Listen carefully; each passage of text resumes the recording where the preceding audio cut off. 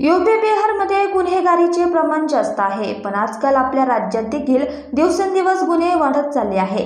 पत्नी पतीमधील वाद तर आता इतके टोकाला जाऊ लागले आहेत की त्याचा शेवट फार वाईट होताना दिसत आहे. असेच काहीसे अंबाजोगाईमध्ये घडले आहे. पती दारू पिऊन घरी आला, त्यानंतर पती पत्नीमध्ये चांगलाच वाद झाला. पत्नीने रागाच्या भरात पतीला लाथाबुक्क्यांनी बेदम मारहाण केली, पण नको तिकडे मार लागल्यामुळे जे घडले त्यामुळे संपूर्ण अंबाजोगाईमध्ये खळबळ माजली. ही घटना अंबाजोगाई शहरातील क्रांतीनगर भागात घडली.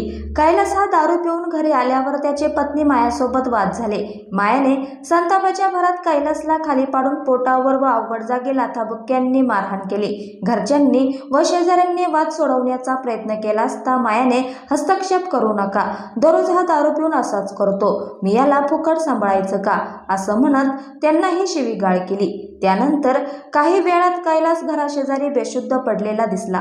नातेवाईकांनी त्याला ऑटोरिक्षाने सरकारी दवाखान्यात नेले असता डॉक्टरांनी मृत घोषित केले. सुरुवातीला मृत्यू दारूच्या अतिसेवनामुळे झाला असा समज होता, मात्र दुसऱ्या दिवशी 11 सप्टेंबर रोजी झालेल्या शवविच्छेदन अहवालात कैलासचा मृत्यू मारहाणीत अवघड जागी झालेल्या गंभीर दुखापतीमुळे झाल्याचे स्पष्ट झाले. कैलासची बहीण ज्योती तरकसेने पोलिसात जाऊन वहिनीविरोधात तक्रार दाखल केली.